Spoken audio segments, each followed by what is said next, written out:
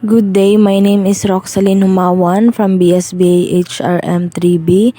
My topic today is all about Employee Code of Conduct.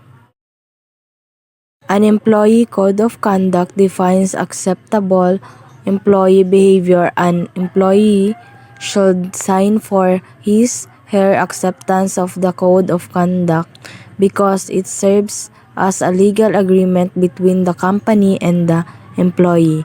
Since the code is a legal agreement, it is imperative that a professional HR practitioner and a lawyer should read the contents of the handbook before its implementation. The contents of the Employee Code of Conduct vary from one industry to another, but there are certain commonalities in them as well.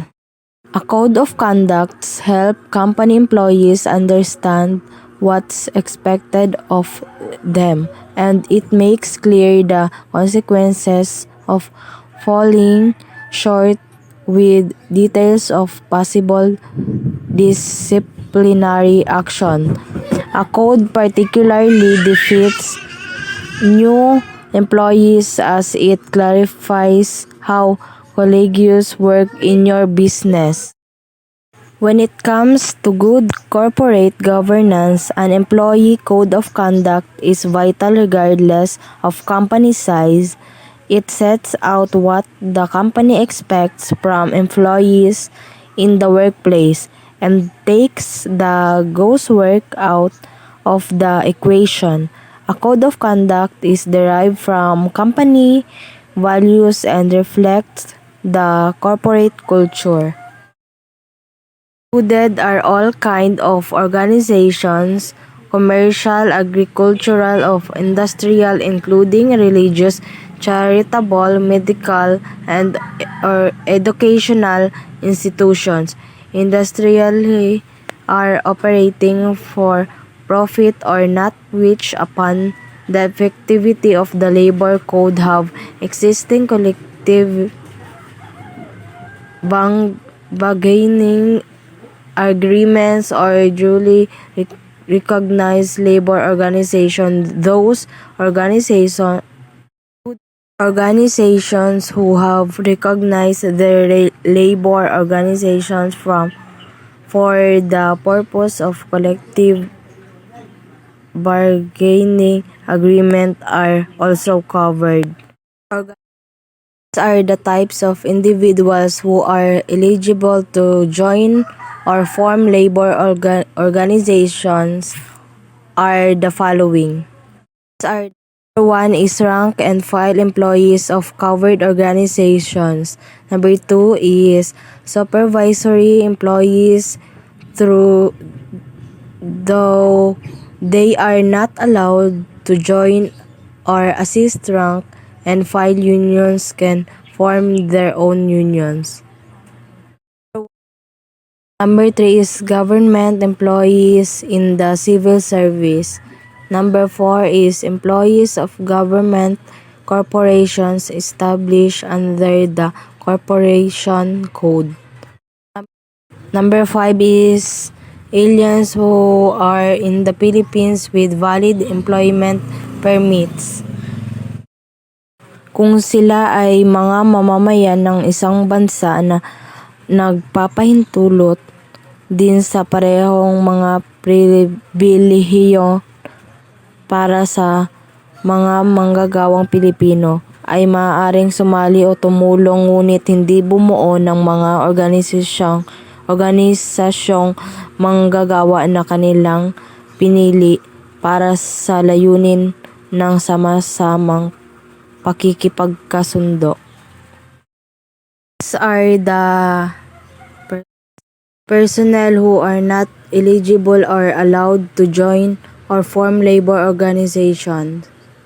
Managerial employees. The nature of their work includes policy making for the organizations they are working for. They have the power to implement management policies such as hiring, transferring, suspending, laying off, recalling, discharging, or disciplining employees. Number two is supervisives of or members of subversive organizations. Subversives groups are those engaged in rebellious or seditious activities. Number three is employees of cooperative.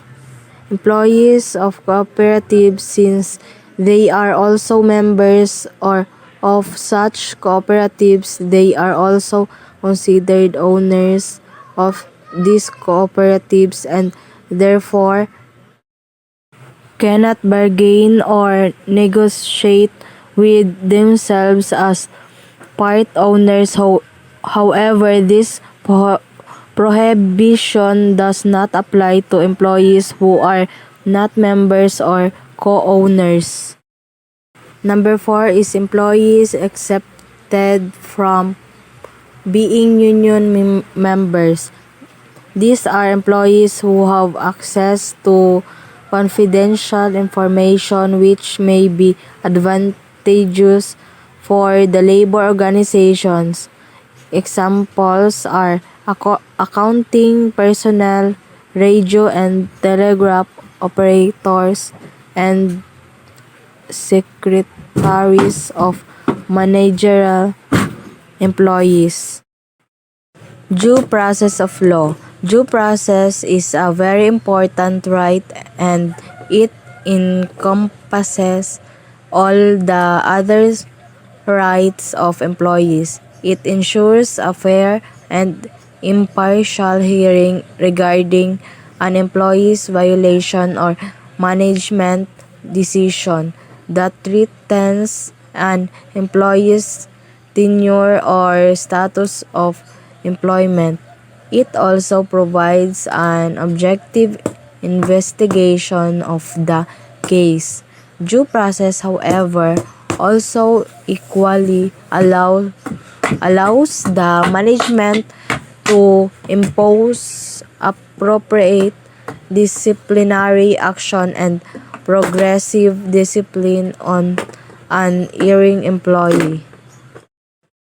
Although employers have all the rights to supervise their employees and to take any measure or corrective active action when the situation calls for it, employees have the right to be secure and protect their jobs and should not be threatened with termination without due process.